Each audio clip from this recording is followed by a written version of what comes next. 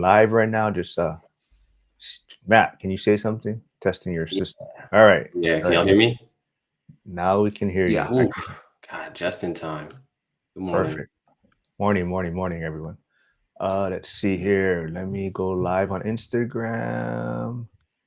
All right, there we go. Morning, morning. Yeah, this is gonna be a fun one, I think. Yeah, I think people start noticing not always talking about real estate and anymore, kind of veering off to other topics, a little bit more worldviews, and kind of always relating it back to real estate in a sense or investing. So I think it's always fun, but a lot of stuff in the news right now, TikTok ban, Trump's inauguration. But I think the big thing we're going to kind of focus on initially is maybe our thoughts on what's going on with the TikTok ban, or how does that maybe impact any investing strategies we might have. So Tyler, maybe you can start off a little bit on that. dun dun dun. Yeah, I don't know. It's funny. I was joking with you yesterday that the only time I get on TikTok is when Aaron Foster sends me really, really weird videos. But it was interesting to me how an article I read this morning that maybe China is going to allow the sale and use it as leverage against proposed tariffs. That was probably the most interesting thing that I've seen so far. So I don't know what you guys think about that, but I mean that makes sense, and I'm curious to see what they're going to do as far as preventing like any backdoors, stuff like that. So for me, I think the biggest thing I like to see how it's kind of like social media might be used as a political tool, which should be kind of weird, right? Yeah, absolutely. I think that's the interesting thing, and where we're at in the world and dynamics right now is where social media has become a big factor in politics, and but then how it always relates back to the economy and investing. So I mean, I guess the first thing I want to maybe put out there is, do you think TikTok is this national security issue? Is that kind of the would you look at it that way? I don't know if it's a national security issue. I mean, from what I understand, most of our data is already available through third-party brokers, anyways. So I think this was just more overt. But I'm not sure. Do you guys ever listen to All In podcast? Yep. It's a So they were talking about it the other day, and I love that podcast because they talk about stuff that I'm not familiar with. But that was interesting to me how they were mentioning that, hey, like all this data is already available in through third party sources. It's just that TikTok has ties to China, which makes that, I think, the big issue, right? So I don't know. Yeah, that's my hold on one second. I'll mute myself real quick.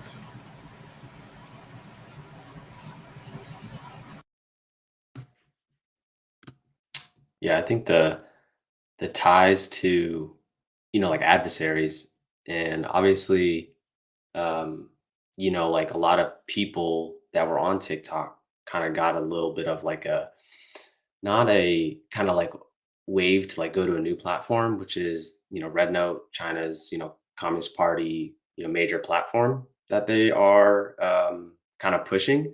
And we've already got, you know, notes from our kind of like command security of like, hey, just be mindful, right? Like accepting the terms to like getting on this app. And then now there's all these like deep fakes of people posting like videos of like US military stuff. So um it could kind of get you in some hot water depending on, maybe like what you're unveiling, what kind of like data details, etc., like troop movement, like all that stuff. Like obviously that's like a no-go.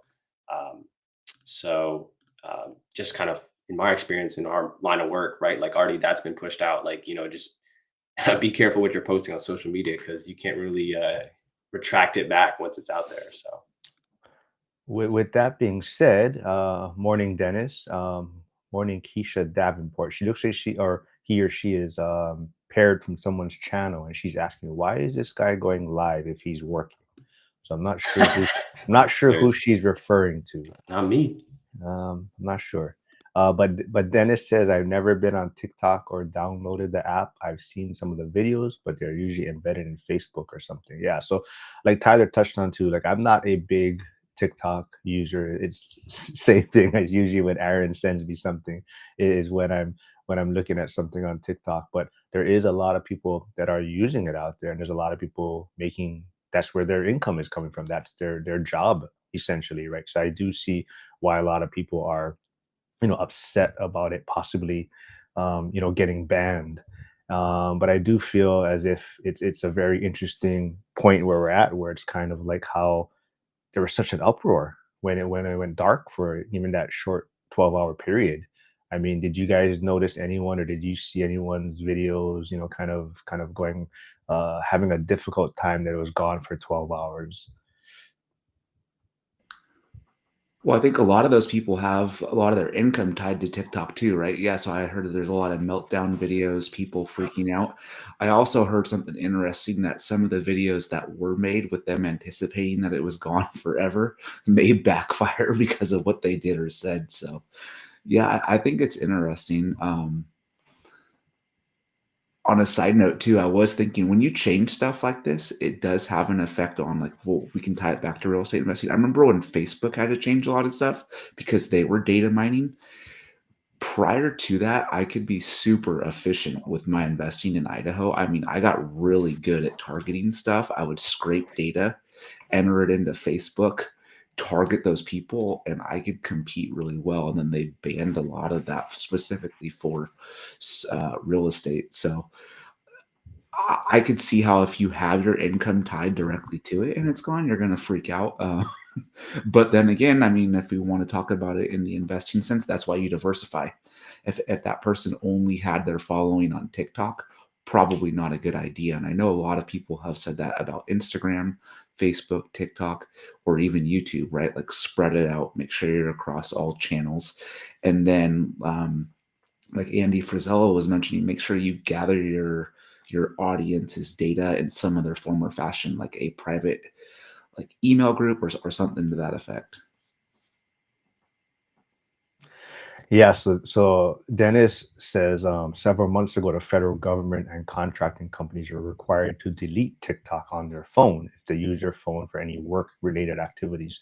Yeah, so that's very interesting too, because I do know I forgot I was just listening to a podcast this morning. They were talking about certain countries that completely banned TikTok from their platforms for security reasons. And same thing too. I didn't realize it, but CapCut is owned by the same company, and I actually deleted the app when it had that 12-hour dark period, and now I can't put it back on my phone, so it's not on the app store anymore, right? So it's not necessarily banned, but it's not in the US app store anymore where you can reinstall it. So I don't have CapCut anymore. And I think the kind of loophole is that they're not allowed to upgrade the software right now. So the app is still available. If you have it on your phone, your device, you can use it.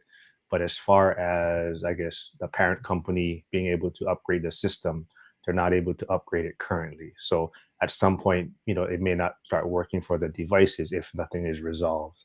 But yeah, so I can't get CapCut back. And he says, yeah, his daughter kind of had, I guess that was the issue for his daughter not being able to use CapCut. And yeah, so I'm trying to figure things out too now that CapCut is not available.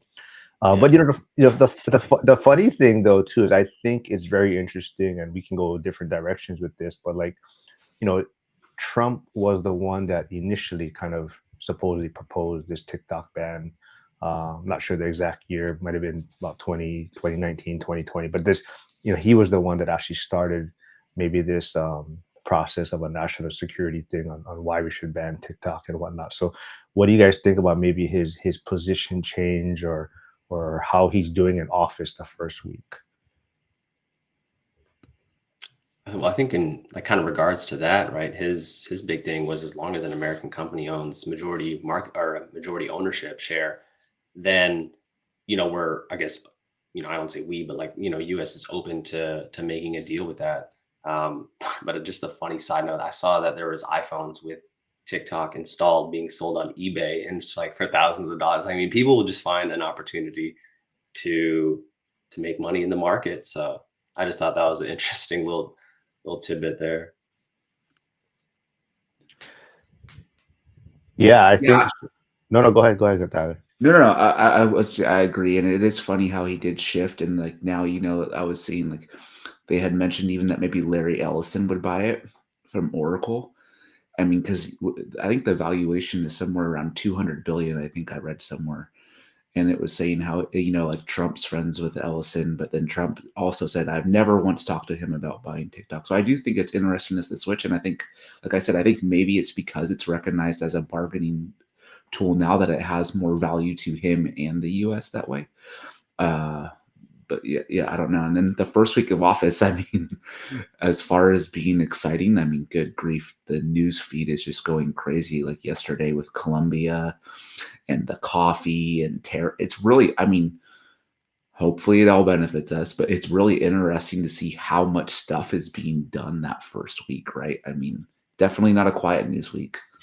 Yeah, I think that's my biggest takeaway is just how much he hit the ground running, and he's doing a lot of the things that he said he was going to do, whether you like it or you disagree with it or whatnot. But I think he's doing a lot of things that he initially said he was going to try and address, and I think that's kind of why it was such a kind of a landslide victory. And I think that kind of goes back to even the TikTok issue. I think maybe initially his first, he's always willing to adapt. He's always willing to adapt and even listen to his supporters, right? So initially, maybe he felt a certain way about TikTok, and then he kind of realized, like, you know, he even used it as a platform to help his candidacy, right? He was very big on TikTok, and he used that to probably reach a different demographic that he didn't maybe back in 2016 or even 2020. But now now he sees the power of it, and now maybe that's why his stance is changing, and he's also listening to the people that, yeah, we don't want this band, right? So he's trying to find a happy medium to like he said, the band may still happen, but he's hoping that a US company can be a part of, or find some sort of agreement with China to be a part of this company to own TikTok, right? So I think that's, to me, that's my biggest takeaway, is that he's willing to listen to his supporters, and he's, like I said, he's hitting the ground running and doing what he said he's basically going to do. Do you guys think that like his success with like Joe Rogan podcasts and stuff like that, to where it's direct to, I want to say like direct to consumer, but that's the way my mind works, like direct to the public, right? I think that was a huge part in his victory, especially with the younger voters. And then maybe now he realized, like you said, through TikTok, like, hey, this wields a ton of power, like, and that's why he rethought it. And I did, again, to go back to the All In podcast, that's what made me think about it. They said he's super willing to do like split testing, right? Like A/B. He's going to throw something out there, listen to the feedback, and then adjust if needed. So maybe that was one of those things. Initially, he wanted it banned, listened to the feedback on both sides, and said, "Oh, okay, maybe I need to adjust my course on that." Yeah, absolutely. I think that, like, you even touched on, like yesterday, there's a lot of news about like Colombia and stuff and coffee and all this, and like you said, I feel like he's 3 steps ahead or whatnot, right? So he puts out this, this is what I want. Colombia barks at it or says we're not going to do that, and he's already has his next step. Like, here, okay, well, if you're not going to agree, then boom, here's tariffs or whatnot, right? And then basically whatever time frame it was, it appears that Colombia side has kind of folded or agreed to whatever Trump's requests have been. So it's kind of like, I'm going to throw this out there, but I already know that I have that. This is my next step that I'm going to do once you come back to me. And I think that's what's interesting, is he's like seeing he's seeing the whole chessboard in a sense, right? While people are kind of looking at certain moves, but he's already ahead. And I think that's the interesting thing, and what people kind of don't give him credit for. Like you said, that people do say he says crazy things or outlandish things, but I think that, like you say, that's what he's throwing out there to kind of get a feel for the room or whatnot. Oh yeah, 100%. I think when you think of, people that are very successful too, they have that same trait or same quality of, being steps ahead, whether it's the competition, whether it's their peers, right? They're seeing it kind of unfold in a different perspective. And so, I think what you're just witnessing, right, is just like the art of negotiating, and it happens to be in a political realm, right, where we have countries against each other versus companies, at the local level. So I think the bigger the scale that you're able to kind of see not really, I mean, really see kind of the future and how people are reacting. I think, the bigger the impact that you're going to have, the larger the scale that you have. So, yeah, it's really kind of unfolding right before our eyes. It's only been like a week, right? Like, it's crazy. Do you guys think that this lends credence to maybe he necessarily didn't want to impose all of these tariffs, but to use it as a strong negotiating tool? I feel like with Colombia and the way that went down, I'm like, okay, this is what he said he was going to do. People mentioned it would be used as a negotiating tactic, and it was obviously very successful because cutting them off versus us being cut off, it's such a large financial impact for them. But I was like, okay, well, this shows that, like you were saying, Mark, this is what he had talked about. This is what he's going to do, and it worked, albeit a smaller country than like China, obviously, but the initial strategy worked. Yeah, I think a lot of it, like you're saying, it's really posturing and kind of making America strong, or I don't want to say feared, but just we're gonna do what we say we're gonna do, whether you like it or not. You don't have to agree with it, but this is kind of our plan. So even like I think even the whole what was it? He's saying that he's gonna deport all these illegal immigrants and whatnot.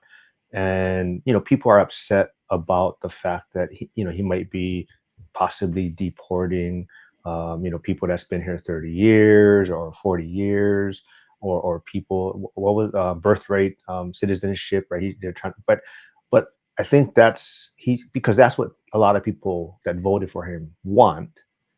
The possibility of a lot of those things happening, I think, are very unlikely. Even if he tries to go down that route, he's going to face a lot of roadblocks. But he knows that, okay, this is what my supporters wanted. I'm going to still try and attempt to accomplish this, even though he knows that it's going to be most likely it's going to be stopped or blocked and not going to happen. But this is what the people wanted, and I'm going to try and still show that I'm going to do what I said I'm going to do. And I think that's the important thing to realize is he listened. I think he definitely listens to what the people want, and I think that's why a lot of people, even for his flaws, they still relate to him a little bit more, as far as he's listening to us. We want this. We feel that America needs this, and that's what he's trying to do. But Dennis throws out there. What do you think about the federal workers having to go back into the office? He's split on this one. Well, I think a good majority should and can come back to the office. Hmm. Yeah, I'd say, oh man, this is, well, obviously it depends, right? So we have certain roles.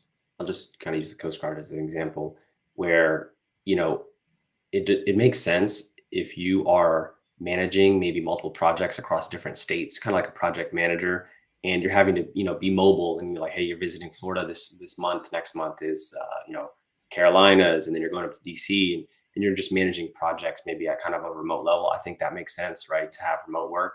Where you can't be remote work is like if you have people that need to go underway, people that need to fly the aircraft. Like, what are you going to remote work? I mean, yeah, maybe drones are going to be part of the future, but there's certain maybe roles and skills where you need that collaborative effort of being in person.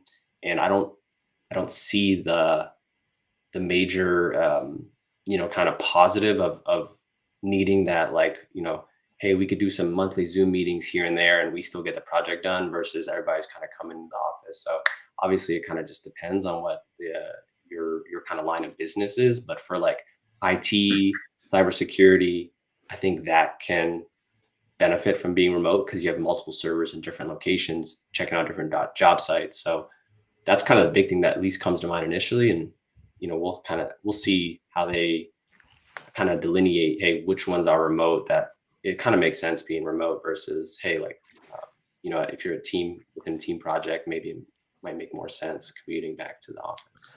All right, hold on. Dennis just texted me. He wants me to read the rest of his comments. He said it. So because he couldn't fit it all. So part of it also says, I think there are some really talented individuals who are fully remote and could probably stay that way. Additionally, I think the option for telework every so often should stay in place, whenever that looks like maybe one day a month or one day a week doesn't really matter to me. I do think it's more of an attrition tool, and that's good idea in my opinion.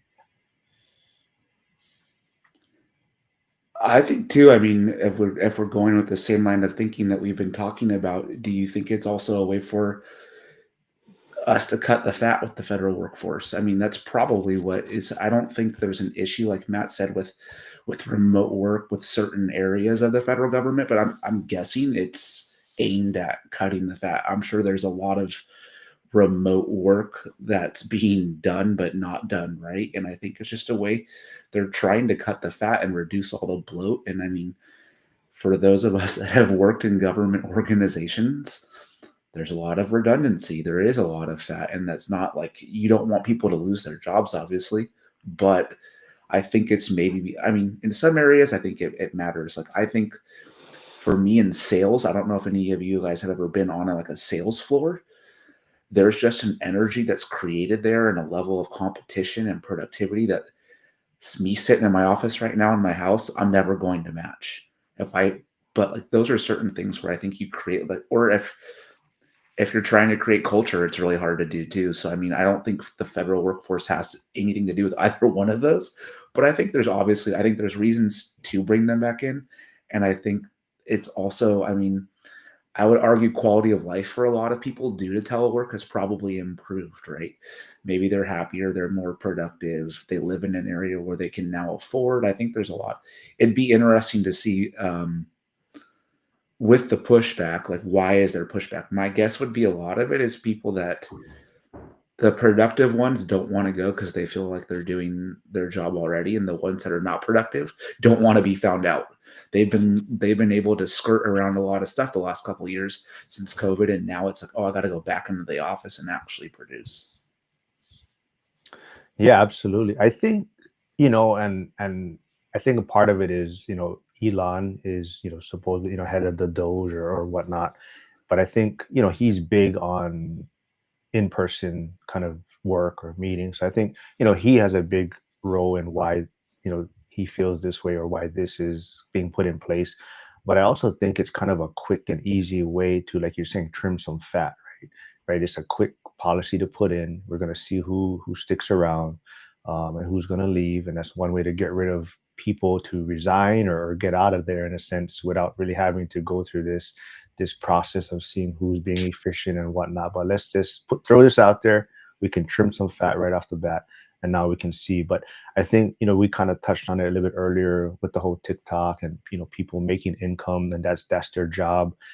But same thing with even this federal. If you were working remotely and this was your only stream of income, and now they're going to throw this out there where you have to return to work, it's kind of, are you relying on this income, and now is returning to work going to affect your lifestyle, your living situation? So I think that's why we always go back on being financially free in a sense, or having a multiple streams of income, or figuring that out. So if something like this gets put in place where it might throw your whole lifestyle, upends, you're in a situation where, oh yeah, okay, I can walk away from this return to work proposal they're throwing out there, but I'm going to be financially okay. Yeah, Joe V's here, and hey, Blue Collar Kyle's here, man. What's up, man? But yeah, we got to get Joe on, but he's afraid to show his face. He's a cop, that's why, or ex-cop. Stalker. Yeah. I think everybody's out to get him. That's it. That's it, man. I have to do like a robot voice in a dark room, create a little shadow on the face. Man. Yeah, a little lots of silhouette. mystery. Yeah. Well, since Joe's here, we'll just throw out something fun real fast and quick. I don't know if you guys watched yesterday, but is this a first down or not? Yes. Dude. Gosh, the Man. Chiefs. It was Yeah.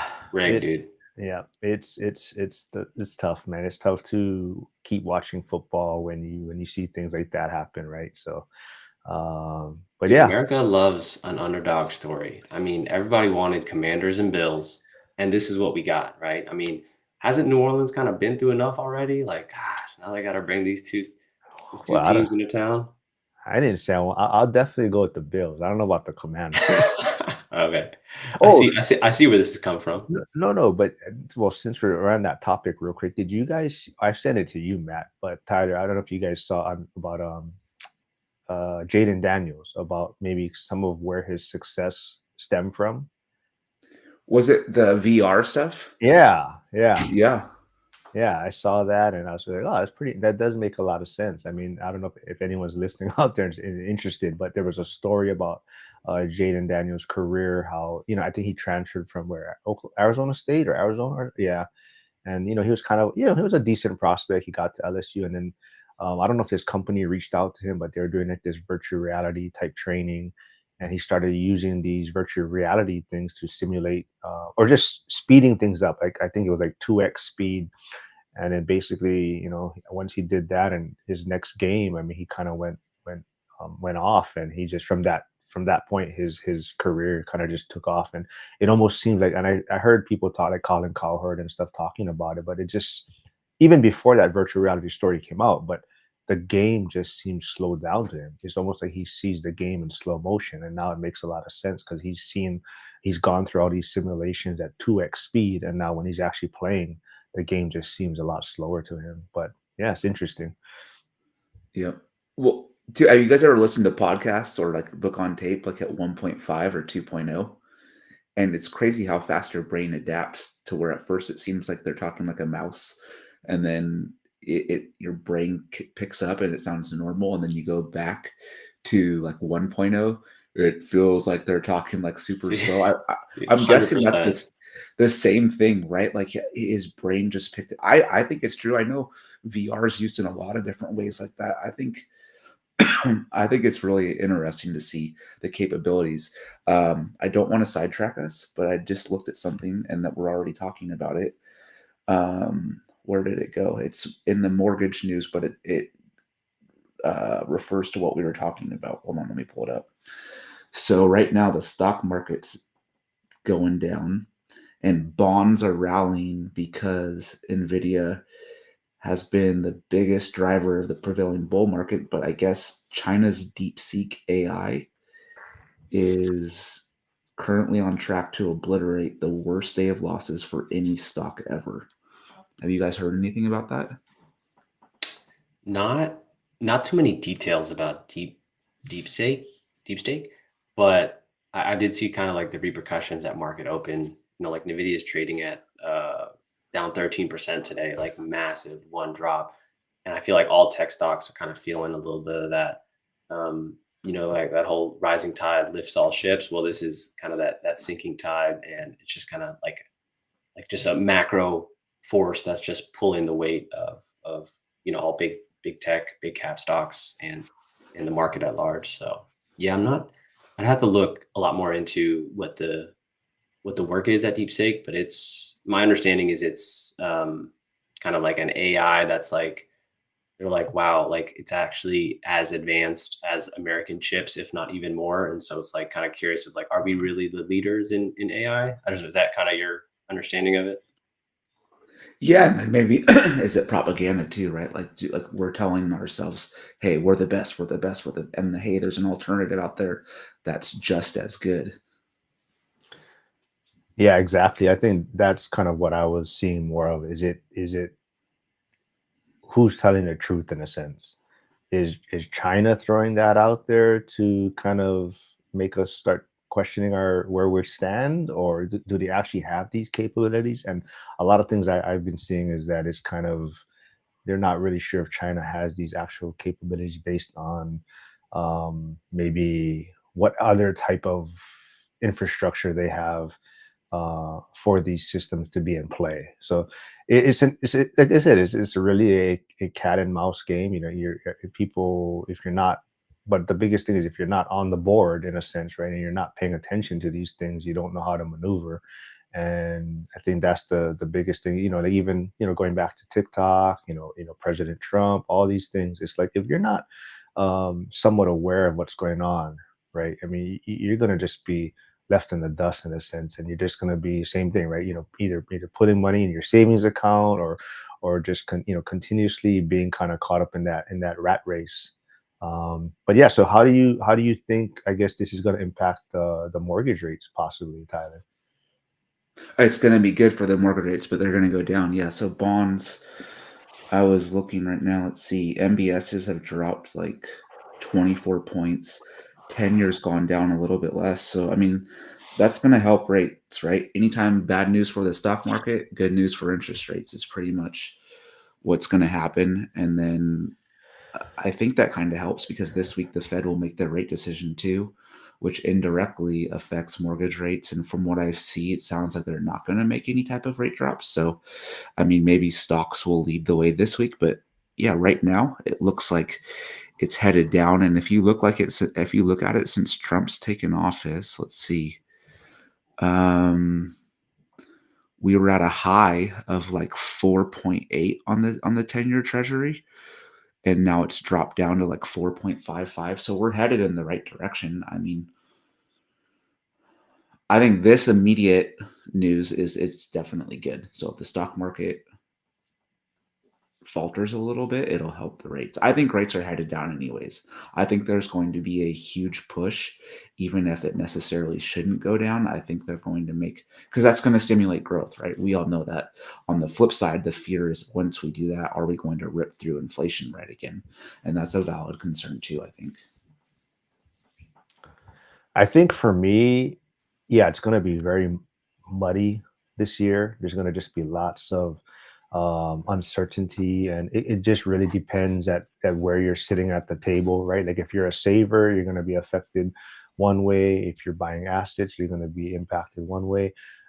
And like you said, I think the biggest thought for me is that they're trying to stimulate growth.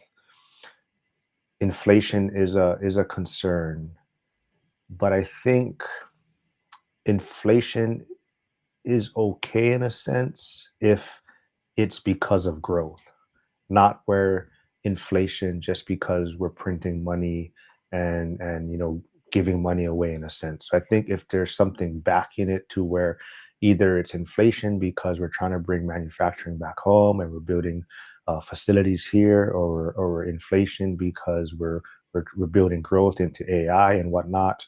I think that's the biggest key is yes, there's going to be some inflationary times, but what's backing it in a sense? Are we just printing money, giving it to other countries, and now we're inflating the dollar away in a sense?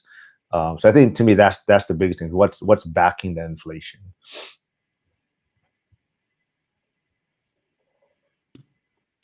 Yeah, it looks like based on that, the Fed monitor tool looks like it's saying that the probability is a 98% kind of holding rates and just 2% on a cut because it's which would probably, I think previous week it said it was maybe 100%. So I think by January 29th, the market's kind of already maybe even pricing in that Feds are going to remain where they're at, unchanged without a cut. So um, Oh, quick, yeah, I yeah, believe quickly this. before no Go ahead. before I forget. I know Kyle's here. I don't know if he's still here, but I just want to give him shit about his Raiders hiring Pete Carroll, who's like 85 years old or Dude, whatever he is. But he might be their best quarterback. I saw that. Pete Carroll might be the Raiders franchise quarterback. So Dude, that's hilarious. Oldest head coach in the league and now oldest QB, yeah. baby. Go ahead. Take two of them. that's like that. And then the Cowboys hiring Schottenheimer. Oh Come yeah. on, man. I mean, I don't care. I think it's funny, but that's interesting that they did both of those hires were kind of head scratching. Yeah. Yeah. But the He was the internal offensive coordinator in Dallas, right? For The head Schottenheimer, coach? Or yeah, yeah, or was I he believe so. outside? He's like a career OC. He has like 22 years as an OC Mm. and has never been even considered as a head coach. Well, Kyle, yes, out of nowhere, but I just happened to look over and I remembered you were here. So before I forgot, before you left, I wanted to throw that out there. All right. Okay, so we're talking about mortgage rates. Oh, Matt, so I know you've been doing some stuff with Zuber too, right? I mean, how's that been as far as your question? That was it one or two lives you guys done going over comments or questions in his feed? Yeah, it's just been kind of two lives, and the initial idea was, I kind of just wanted to maybe like kind of check in, talk shop kind of deal. And then it kind of morphed into like, well, I'll kind of reach out to my audience, like, hey, what questions would you have for like one man at a time community, and then kind of pulling multitude of questions and trying to like aim for like, maybe once a week, once every couple of weeks, kind of filtering through maybe comments or questions, just to maybe bridge that gap between myself, who's just like, a year ahead of that new investor versus, a Zuber, which is like, 20 plus years in the game. And so to maybe make that bridge a little bit closer for people that are thinking about, hey, like, is this a good time to invest? Is it still a good time to get into real estate? There's a lot of, certainly fear and uncertainty that gets pushed out on social media. So hopefully providing a little bit of a more cleaner insight for those with some of those, beginner questions that I had when I just Yeah, started. so anyone out there, if you guys didn't know, like I said, Matt's been doing stuff with Zuber, like you said, maybe weekly, bi-weekly, going over topics, questions, or people's comments in Zuber's videos. So if you want to reach out to Matt, reach out to him and give him your question that you may want him to ask Zuber, or they can discuss on one of his lives. So go hit up Matt if you have any questions that you want them to discuss.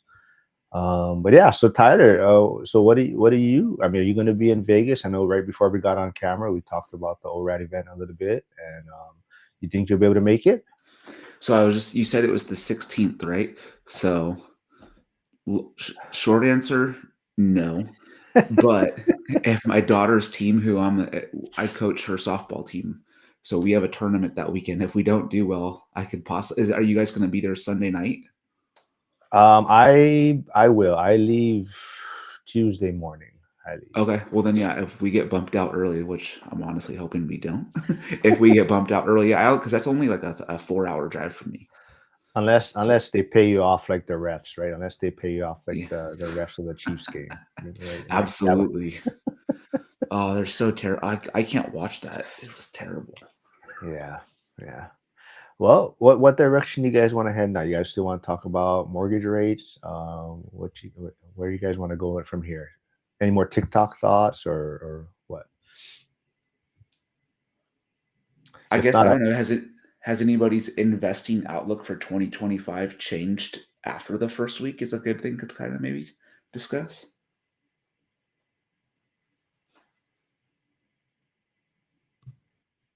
Yeah, I think that, yeah, it's probably a good segue. I feel like, at first, especially in real estate investing, I'm like, all right, hey, when we get the next deal, when we get the next deal, then you run the numbers, and sometimes the market that you're looking in, it just doesn't make sense anymore. And so, for example, I'll put kind of New Orleans where we're at on the map here, and with that increase in insurance rates, insurance premiums, right? Like, hey, maybe that increase in insurance premium with the 6-7% mortgage rate, like, maybe that doesn't really make sense to buy that property in New Orleans. And so it's sort of like kind of letting the portfolio maybe stabilize a little bit, and then look elsewhere where there is a value, like let's just say value play, right? And so, is the value play in big tech? Probably not, right? Because they're reaching all-time highs. SPY broke over, 6,000, right? So, is the value play in stocks, or, where is that value play? And so for us, maybe it is a little bit of like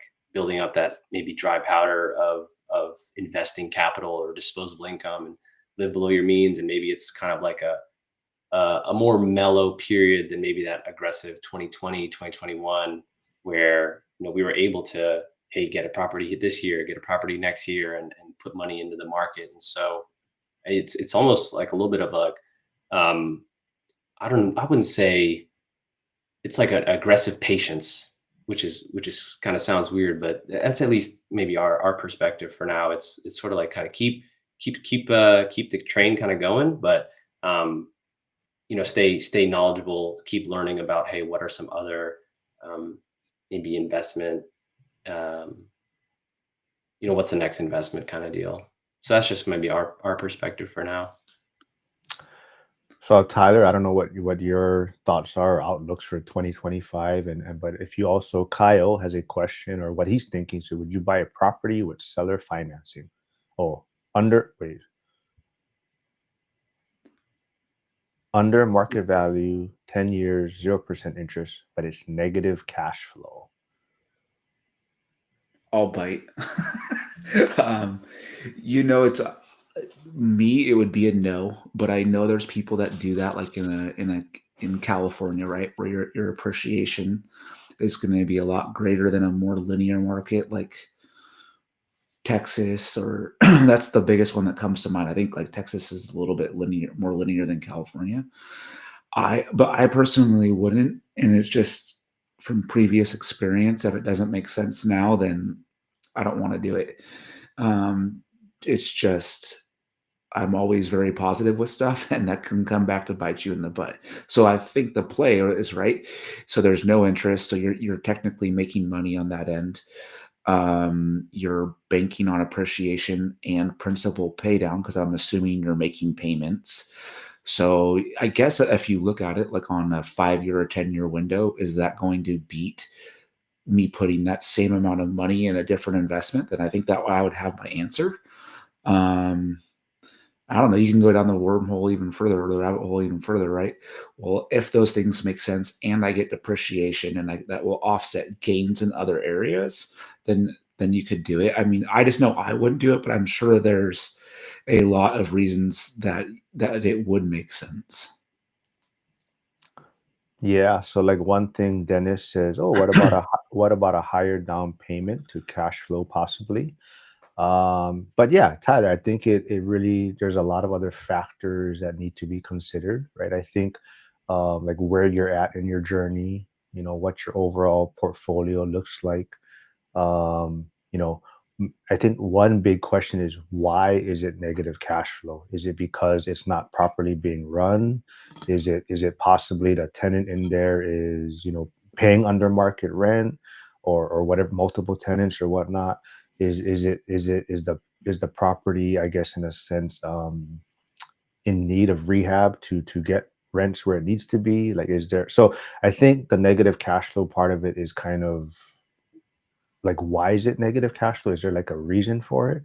But I think at the same time, it also, like you said, where you're at in your journey. Like if you're just starting off, I probably wouldn't take on that risk no matter what. I mean, as all of us know, I mean, some of us more seasoned than others, whatnot, but there's always something that comes up, right? And if you have a negative cash flow property, sometimes it's difficult to overcome those things, or makes it very stressful.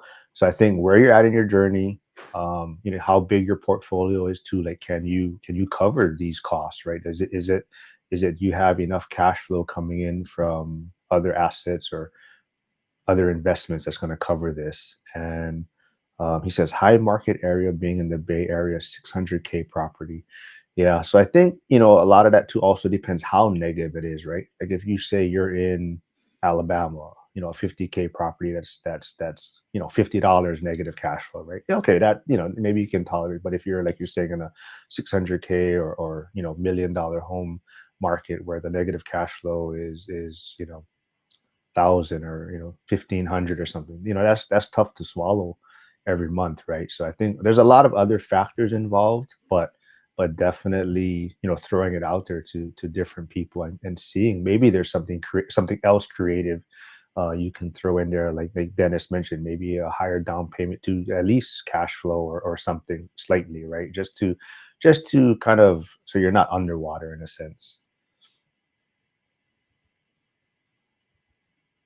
So hopefully that helps. Or if you have maybe more information, you can throw that out there. But yeah, I mean, There's always more deals I too, think right? it's I think sometimes you try to force stuff, and I think the more you do this, you realize, hey, I could do that, or I could wait for a deal that maybe I can get under market value and that does cash flow. I think you get out of the scarcity yeah, area. So I think yeah. I think no, no, oh no, go, yeah, go man. ahead, man. I was just gonna say, like, when for like a higher value negative cash flow property in that Bay Area too, two things come to mind. Like, maybe one, you can ask yourself, like, kind of what is your kind of like maybe unfair advantage in terms of like, do you know something special about that area? Like obviously, maybe the Bay Area has maybe seen a dip in home prices, or obviously with commercial real estate, lots of companies are moving out. Like, do you have like hidden advantage where that, hey, maybe this area or this little pocket is thriving because a big tech company is actually coming back to California, or whatever that reason may be. And then the next thing that comes to mind is it's like not a matter of if, but when you go through a tenant turnover, you go through maybe an eviction, a vacancy. What are the rules in California that, do they allow squatters? Is it hard to get, tenants out of that property through the eviction process? Like, what are the fees incurred? And so if you're doing negative cash flow and it's on a, higher property value, like a 600K plus, maybe that negative $1,000 a month, that starts building up and snowballing. And then you go through a month of no vacancy. And now, you can kind of see that negative snowball build up quickly. So just things to consider, right? Not to completely put fear into the mind, but just things to perspective that we've experienced, right? Like we had a tenant turnover here in January because they didn't pay their rent. And so that was in Florida, thankfully. So we just posted 3 days notice, but maybe California is not like that. So I don't know exactly what those details are. Yeah, Kyle, I think like Tyler said, one big takeaway is just really there's going to be other deals out there, right? So don't get so caught up a lot of times in having to do this certain deal. I'm sure like the 0% interest sounds really nice and something like that. So just keep in mind, I think going back to even looking at 2025, right? I think there is going to be a lot of opportunities out there. I think like I didn't really touch on it, but 2025, I feel like there's just hope or optimism, right? I think that's the biggest thing. Is a lot of people are feeling a certain way where there's just more sense of direction in a sense. Like we kind of touched on it earlier, right? Within this first week of Trump being in office, right? You see he's hit the ground running. He's putting all these executive orders in place, and he's making some moves. He's doing things, and whether you agree with them or not, but you see that there's some direction there. Where I feel like the last 4 years under the different administration, I was just like, man, what did they really do? I don't know. I can't really say what the direction really was, and where like I said, in Trump in 1 week, you kind of see what the vision is and what he wants to do. So I just feel like there's just that hope and optimism. But yeah, also I don't know if Frank, old guy REI, is here. Usually he pops in to say what's up, but this was actually for him because I know he's for being an old guy, he's a TikTok guy. But I want to throw this out there. Hey, where'd it go? How come? Shoot, it's not showing up today. Oh man. Oh, I'll just read it then. I had this from this guy on X put, if you're an adult and you're mad about the TikTok ban, then maybe you're not an adult. So, Broad strokes, man. Broad strokes. I feel like, man, dude, social media, like in today's, it's just it's ingrained in whether you run a business or not, right? And so it's just one of the inevitable things that you have trying to run a business. So I think there's such a broad stroke. I feel like there's lots of details for it. So yeah, I just make fun of Frank because he's old. I'm trying to go as his son to the ORAD event to go free because you're allowed to bring like kids or whatever. Yeah. Kids Yeah. under 50. Yeah, I don't know. So Matt, so I mean, guess like I you got some other thoughts, right, on your plate as far as what direction you want to head. It sounds like you got a lot of military or Coast Guard people reaching out to you. Are you coaching or anything, or are you doing anything on that front? You might, I think the beginning part might have cut out, but I'll kind of, if tell me if this is right. You're talking about like our outlook in terms of, you said like some military people reaching out, Yeah, coaching. like The yeah, it audio might have sounds cut like out. you have a lot of interest, like people reaching out to see what you're doing and kind of how they can use maybe VA loans and stuff like that.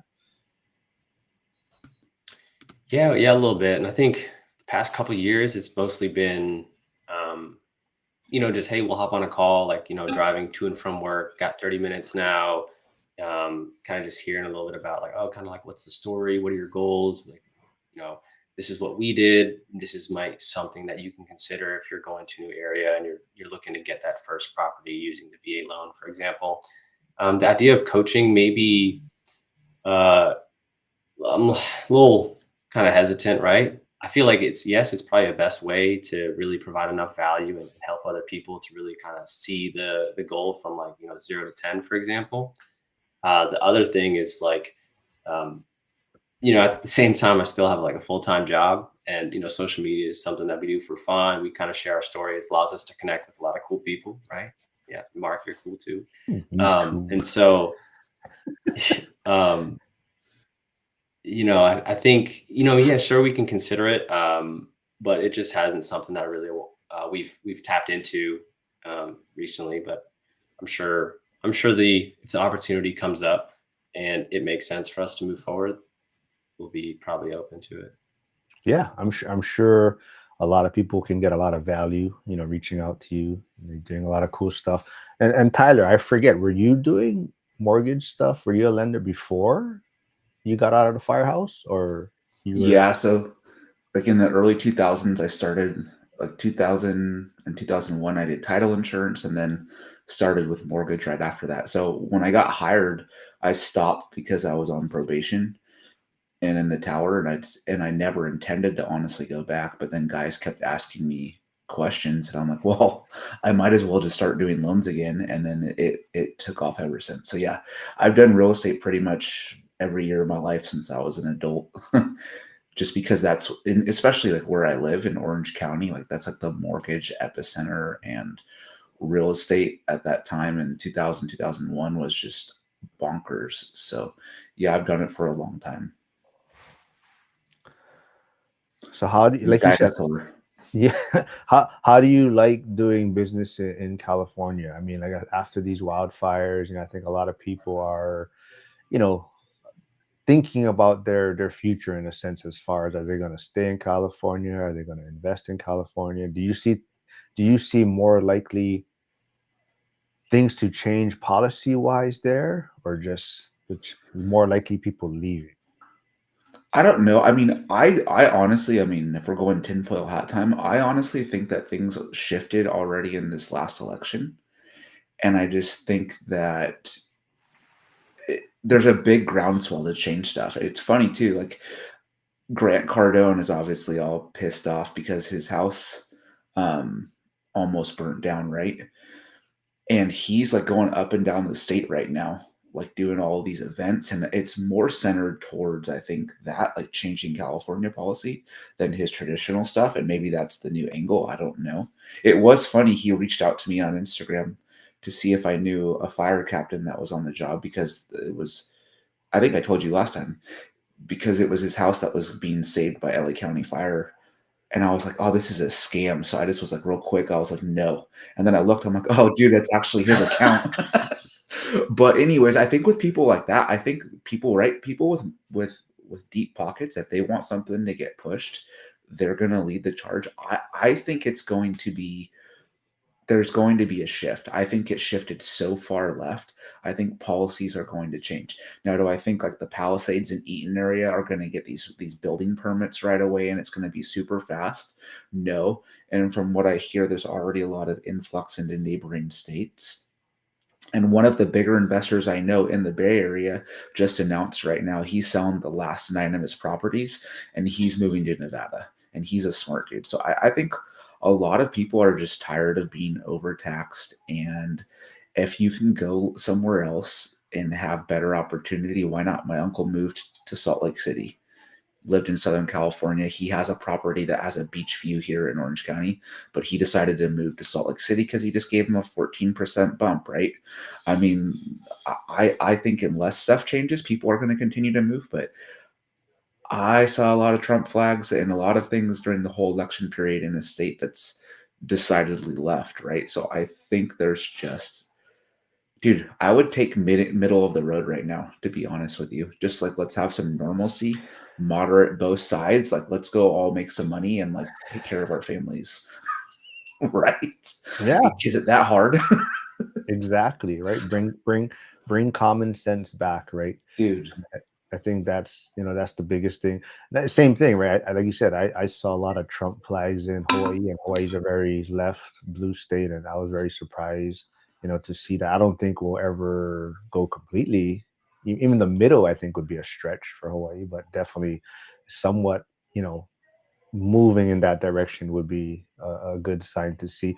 What do you think about? I know some people were upset, or I guess Trump was talking about withholding aid or whatnot, unless maybe California changed some of their policies or whatnot. I don't know if that is exact way to put it, but in that sense, where Trump's kind of, hey, if you don't do these certain things, we're gonna be withholding funds or certain aid services. Kind of, what's your thoughts on that, maybe? I mean, I did not hear that, but I would go back to what we've been talking about all day today is there an end goal? Is he moving his pawn to trap the queen or whatever you want to say? Like, is there an end goal that benefits the public more so than what, like the initial aid of like, what was $700 on the East Coast?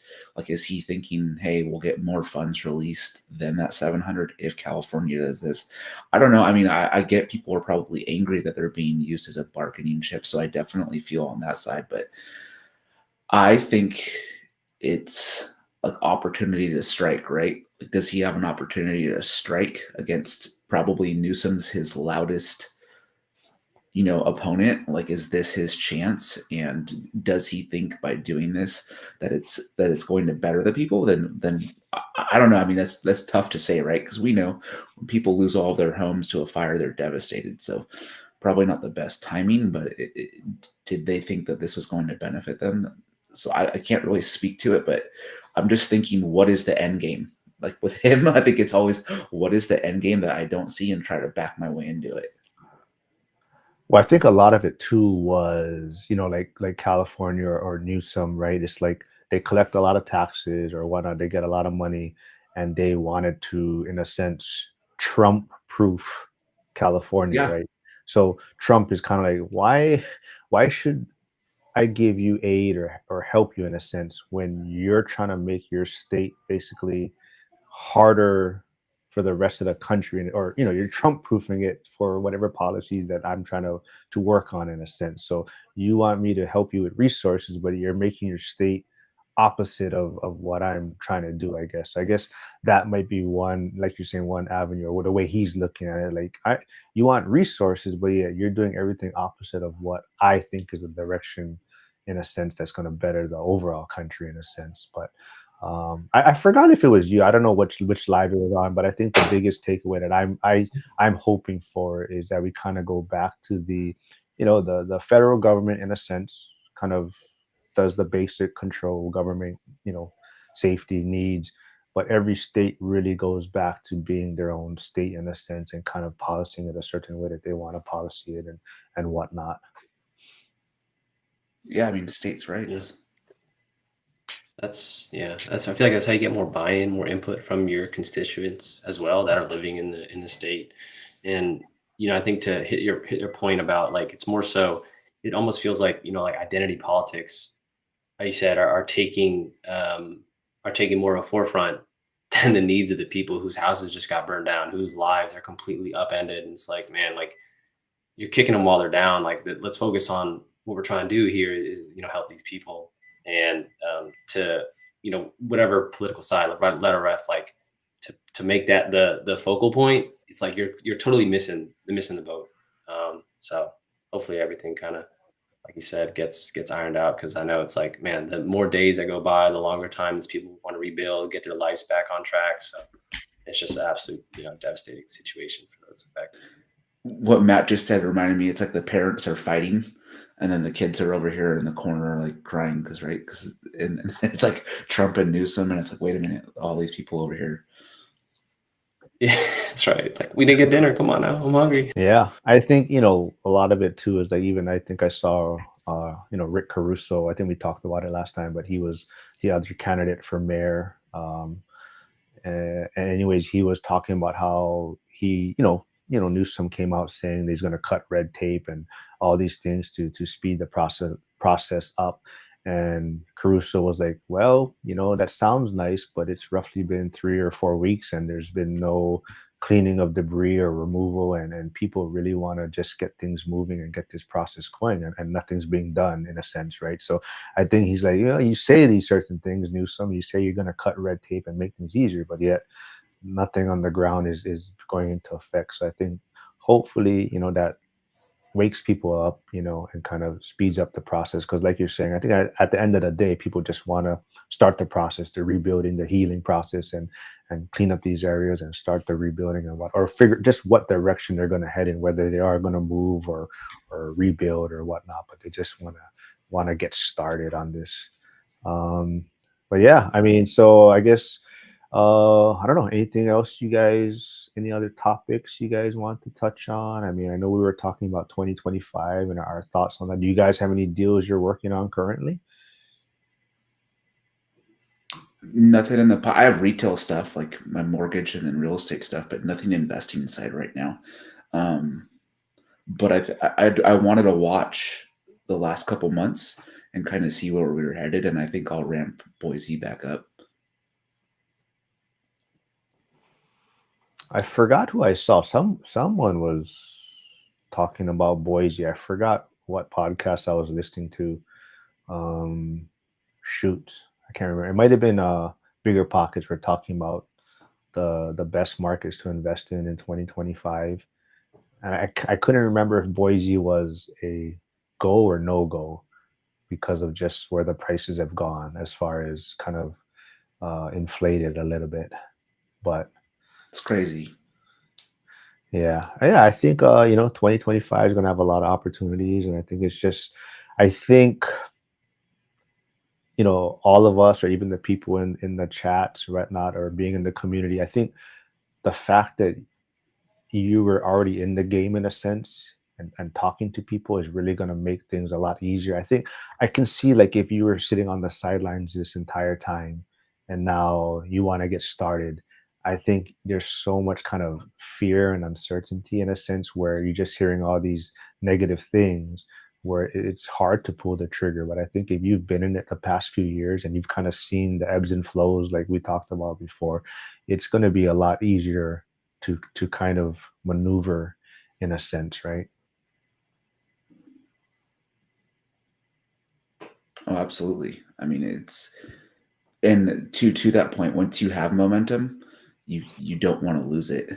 It's like the flywheel. Like that's a big thing. If I have any regrets over the last couple years, it's probably that I slowed down a little bit too much when I was cooking because I was going too fast, too much. I'm like, I need a break, and then it's like, I probably could have just slowed down to here and been okay. Yeah, 100%. Yeah, I think that's the hardest part is this, always kind of staying motivated also, right? Sometimes you kind of just like, I've been going full steam. And I think for me that's the biggest thing. And that's why it's always fun to be around, you folks and people in the communities, is you just see, even just seeing what other people are doing, it kind of just gets your mind thinking, and it's interesting to see all these other strategies too. Like, we go into some of these chats and there's people doing some really different things. I mean, like, creative finance stuff, short-term rentals, midterm rentals, build to rent, like Kyle mentioned, seller financing type things, like even Zuber. I don't know if I think you guys may have touched on it too, like 1031s, right? People that are possibly seeing certain things in the market where they want to exit at the peak, and they're going to be looking at a certain asset class right now. So yeah, I think that's the thing, right? You just gotta put yourself out there, and not saying to do a bad deal, but I think that first deal really just opens up things for you, right? Because you may not even like it, right? You may do it and you may be like, you know what, stocks is for me, right? Like real Yeah. estate is not my path. And stocks is the way I want to go. And I think but you have to just do it and really see if it is for you. I think Tyler, I don't know about you. Are you a stock guy too, or do you do crypto? No, I mean I'm a Vanguard guy. Like, as set it and forget it. Like, I'm really not. I'm basic. Dude, I love the boring investing. Oh, did any of you buy the Trump meme coin? No. No. Nah, man, sticking on the sidelines for that. Yeah.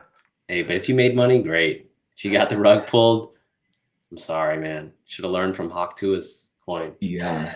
Yep. Yep. We're coming out with Lauren's one pretty soon. I told her. Oh, really? Yeah. That's funny. All right. Well, yeah, I don't know. The Twitter stuff aren't showing up. I had a few other ones, but for whatever reason, only this picture works when I put it up for some Oh. reason. Yeah, I don't know. The other one, let's see. The refs allowed it. That's why. Oh, this one shows up. Learning from mistakes is wise, but mistakes of others quicker and easier. And you save more money doing that way too. Yeah. Yep. I think, and that just goes back to, us doing these lives, or, people, and like I said, in the communities, you just learn so much from other people, right? Maybe mistakes or struggles they've gone through. So yeah.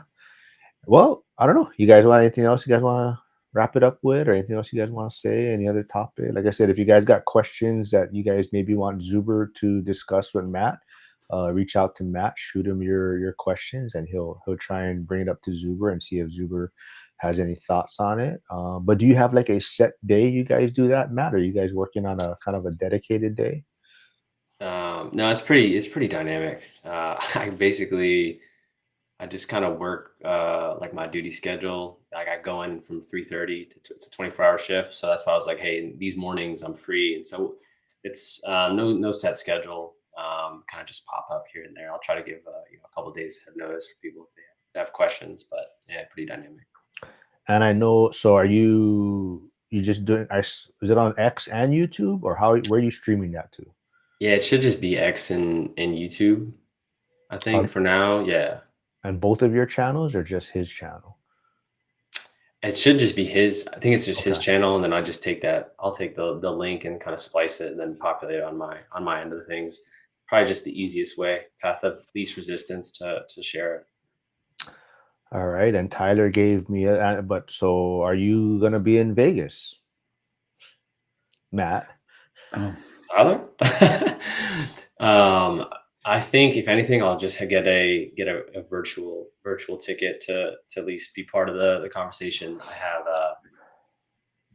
some obligations to attend to here in New Orleans.